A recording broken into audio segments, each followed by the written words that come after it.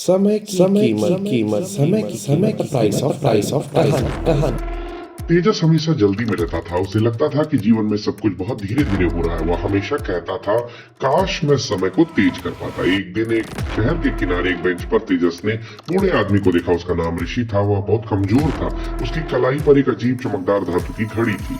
तेजस ने पास आते देखा। ऋषि ने उसने धीरे से फुसफुसाया, बेटे इस घड़ी को मत देखो, यह सिर्फ समय नहीं बताती, यह समय को जीती है। यह सिर्फ एक दिन में पूरा जीवन पूरा करती है। तेजस ने सोचा, कितना मूर्ख आदमी है, इसकी अनमोल चीज के बारे में ऐसी बात कर रहा है। लालच में अंधा होकर तेजस ने झटके से ऋषि की कलाई से घड़ी छीन ली और भाग गया। जंगल के एक शांत कोने में पहुंचकर तेजस ने उस घड़ी को अपनी कलाई पर बांध लिया। जैसे ही उसने टिक की आवाज सुनी, घड़ी से नीली रोशनी निकलनी शुरू हो गई और उसकी त्वचा में चिपक गई। कुछ ही घंटों में तेजस को अजीब थकान महसूस होने लगी। जब उसने एक तालाब में अपनी परछाई देखी तो उसके बाल थोड़े भूरे हो चुके थे और आंखों के पास झुर्रियां थीं।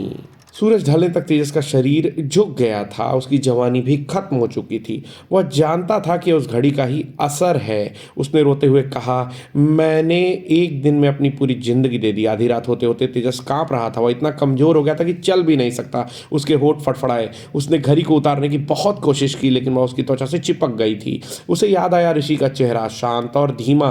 तेजस समझ गया कि असली खजाना जल्दी करने में नहीं, बल्कि हर पल को पूरी तरह जीने में था। उसने लालच में अपना कल चुरा लिया था। अगली सुबह की पहली किरण के साथ घड़ी की चमक फीकी पड़ गई। तेजस ने आखिरी सांस ली। पूरी एक जिंदगी सिर्फ एक रात में जीकर उससे समय का मूल्य सीखा, लेकिन देर हो चुकी थी।